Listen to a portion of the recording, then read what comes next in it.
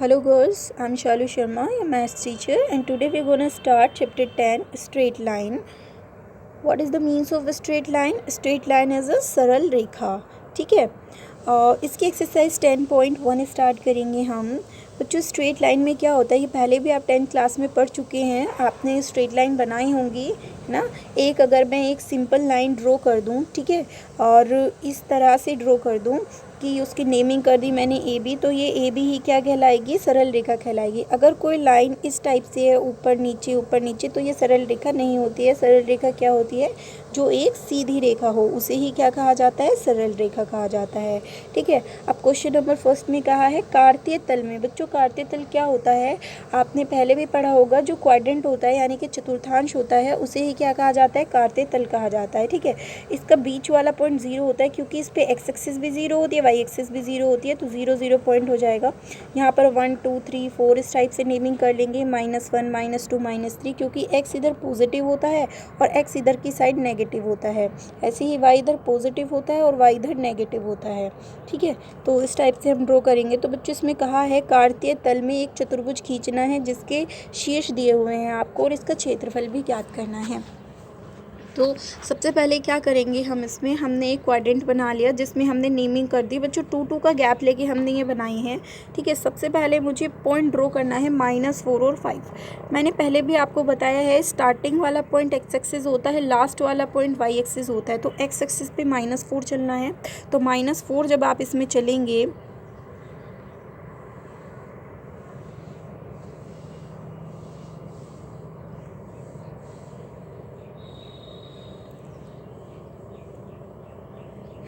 तो जब आप एक्स एक्सिस पे -4 चलेंगे तो वाई एक्सिस पे आपका कितना आ जाएगा? यहाँ पर 5 चलना है आपको. तो ऊपर की साइड है वाई एक्सिस +5, ऊपर की साइड चलेंगे, फिर दोनों को एक्सटेंड कर देंगे, ये पॉइंट ए पर आकर मिलेगा. तो ये आपका पॉइंट ए ड्रॉ हो जाएगा.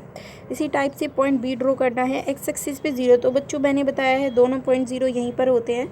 और वाई एक्सिस पे 7 चलना है. तो ऑफकोर्स 6 के ऊपर आएगा 7 और 8 के नीचे, तो बीच में आ गया. ठीक है, तो यही पॉइंट आपका क्या बन जाएगा? 0 7 बन जाएगा.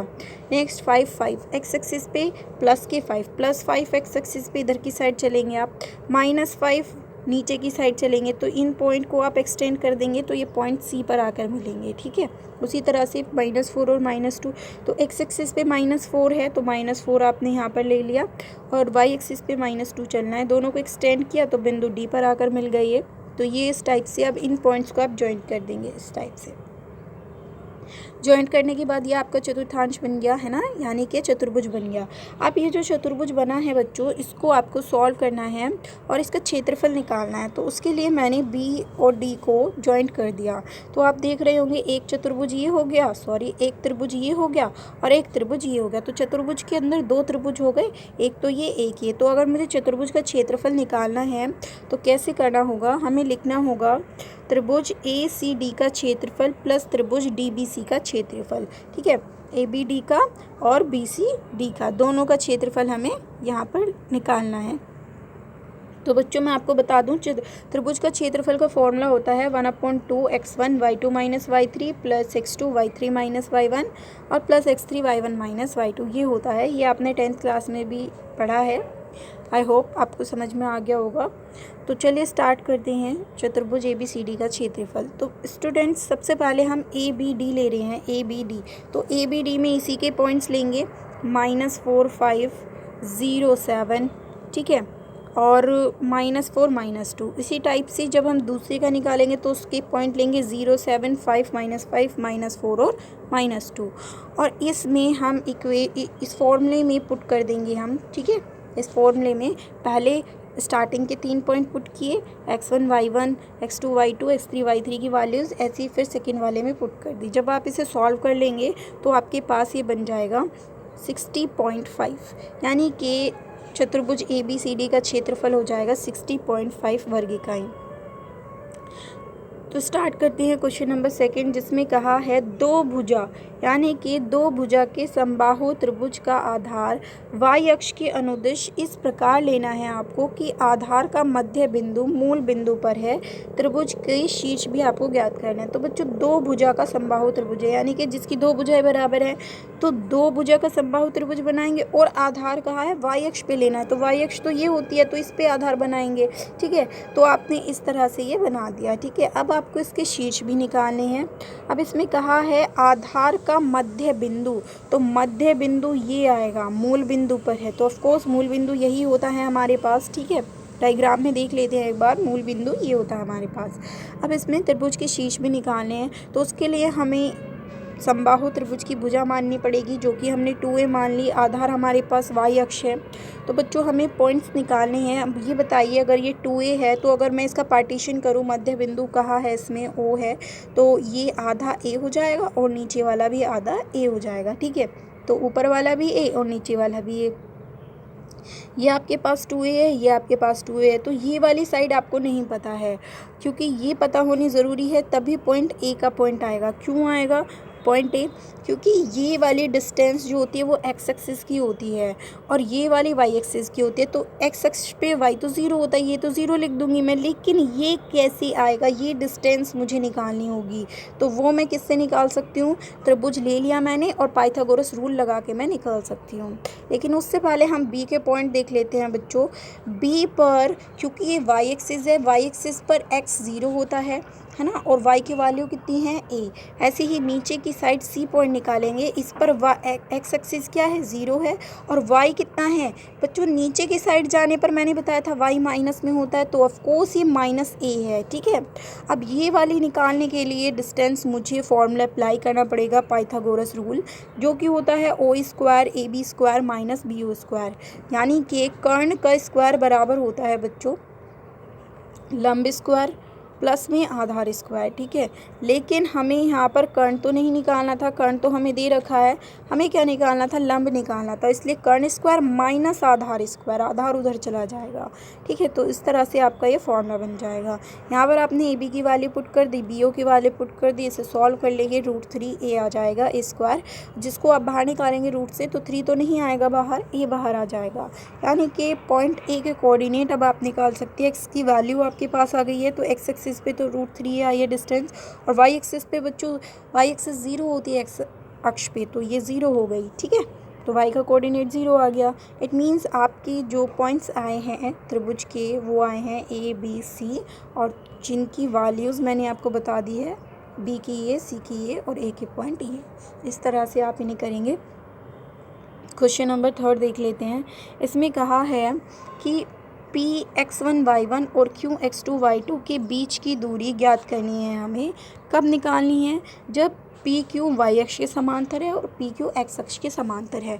तो बच्चों मैंने आपको पहले भी बताया है कि दूरी का फॉर्मूला क्या होता है ना, दूरी निकालनी है आपको, दो बिंदुओं के बीच की दूरी का फॉर्मूला होता है ये x2 माइनस x1 का whole square plus y2 minus y1 का होल स्क्वायर। होपफुली बच्चों आपको लर्न आ गया होगा ये, कि आपने 10th क्लास में भी पढ़ा था ये। तो चलिए स्टार्ट करते हैं। और इसमें कहा है y अक्ष के समांतर है बच्चों, y अक्ष के समांतर पे, अगर y अक्ष के समांतर है, ये मैंने यहाँ पर डायग्राम ड्रॉ कर लिया और y अक्ष के समांतर ये बना दिया एक रेखा। ठीक है, अगर y अक्ष के समांतर है तो बच्चों y पे तो x का पॉइंट ही नहीं होता है, यानी कि x की सारी वैल्यू 0 आएंगी, यानी कि x1 और x2 दोनों ही पॉइंट 0 आएंगे। सॉरी, जब y अक्ष के समांतर लेंगे तब दोनों ही पॉइंट 0 आएंगे। ठीक है, तो चलिए स्टार्ट करते हैं।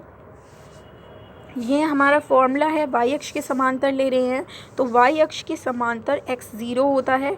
ठीक है, तो यानी कि x1 x2 दोनों ही 0 हो जाएंगे। तो हमें पी क्यू निकालना है। पी क्यू का फॉर्मूला बच्चों मैंने अभी आपको लिखाया था, √x2 माइनस x1 का whole square plus y2 minus y1 का होल स्क्वायर, ये लिखाया था। ठीक है, सिमिलरली आपको यहाँ पर ये करना है कि x2 माइनस x1 तो 0 0 आ गए हैं, तो ये 0 हो जाएगा। y2 माइनस y1 का होल स्क्वायर जब आप बाहर निकालेंगे तो ऑफ कोर्स ये मोड में आएगा। मोड का मतलब होता है बच्चों, अगर आपकी कोई नेगेटिव टर्म आ गई है तो बाहर आकर वो पॉजिटिव हो जाएगी। सिमिलरली आप एक्स अक्ष के लिए निकालेंगे, एक्स अक्ष पे y1 और y2 0 हो जाएगा, फॉर्मूले में पुट कर देंगे तो ये आपका PQ आ जाएगा।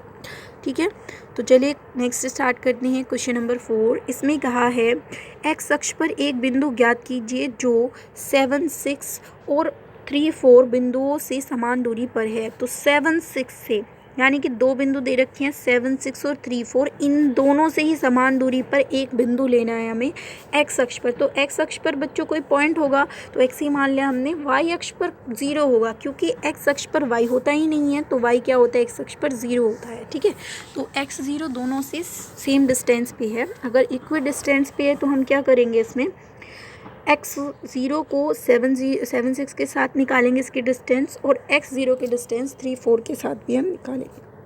फॉर्मूला लगा देंगे, सेम डिस्टेंस फॉर्मूला जैसे हम लगाते हैं x2 माइनस x1 का होल स्क्वायर या x1 माइनस x2 का whole square, y1 minus y2 का होल स्क्वायर। ऐसे ही x1 माइनस x2 का whole square, y1 minus y2 का होल स्क्वायर। रूट से रूट कैंसिल हो जाएगा बच्चों। इसका फॉर्मूला आप खोल देंगे, इसका फॉर्मूला खोल देंगे, जो टर्म सेम है उसे कैंसिल आउट कर देंगे और आपकी x की वैल्यू हो जाएगी 15। यानी कि आपका ए पॉइंट जो आपने सपोज किया था x0 वो आपके पास आ गया। x की वैल्यू आपने 15/2 निकाल ली है और ये 0, तो 15/2 0 ही आपका आंसर हो जाएगा। अब बच्चों नेक्स्ट क्वेश्चन कर लेते हैं। क्वेश्चन नंबर 7, इसमें कहा है उस रेखा का समीकरण ज्ञात कीजिए जो y अक्ष की धन दिशा से, बच्चों y अक्ष की धन दिशा से बना रही है और वामाव्रत में मापा गया कोण है। तो वामाव्रत यहाँ पर आएगा और ये कितना है, 30 डिग्री मापा जा रहा है। ठीक है, और कहा है हमसे कि हमें निकालना है रेखा का समीकरण। तो बच्चों रेखा का समीकरण होता है, अगर हम एक बिंदु से देखें रेखा का समीकरण क्या होता है, वो होता है y minus y1 equal to m x minus x1।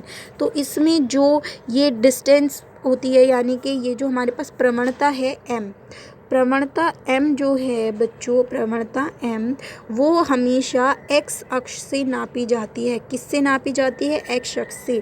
और आपको गिवन है y अक्ष पर, तो x अक्ष यहाँ है, अगर यहाँ से आप यहाँ तक मेज़र करेंगे तो ये इतना आपका 90 डिग्री है, ये 30 डिग्री, तो 90 + 30 कितना हो जाएगा, 120 हो जाएगा।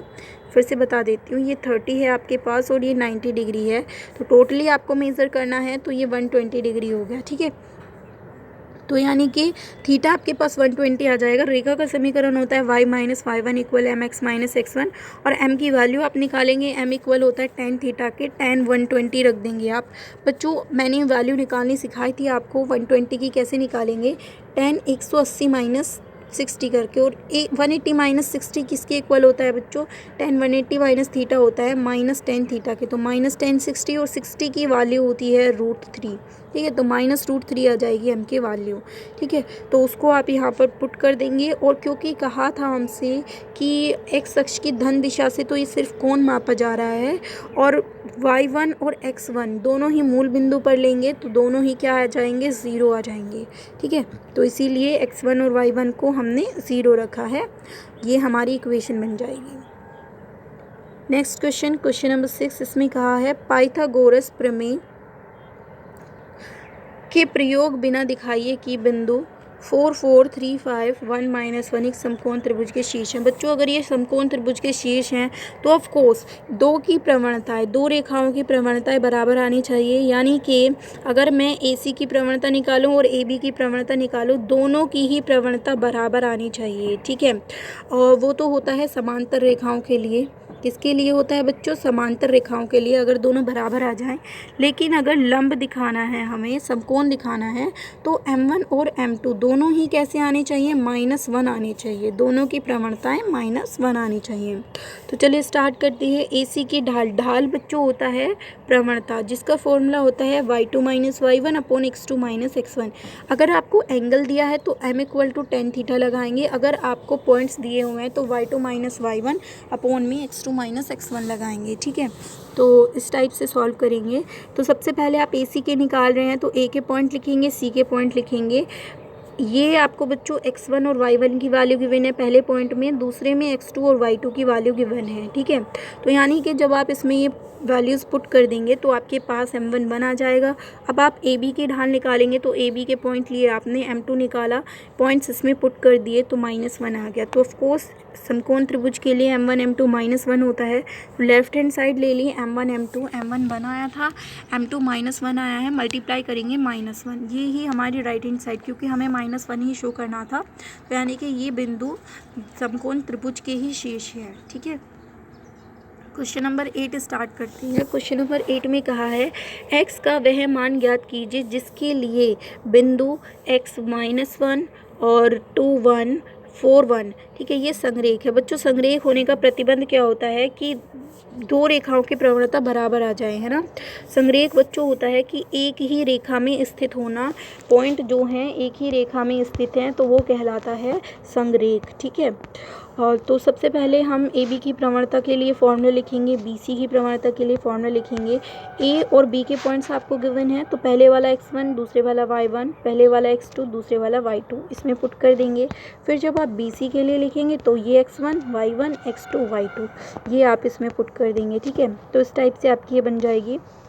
आप इसको सॉल्व करेंगे, क्रॉस मल्टीप्लाई कर लेंगे तो ये बन जाएगा आपके पास, और x की वैल्यू आपके पास फाइनली बना जाएगी, ठीक है। इस टाइप से आप इन क्वेश्चंस को सॉल्व कर सकते हैं। आज की वीडियो में बच्चों हम इतना ही करेंगे। Thank you.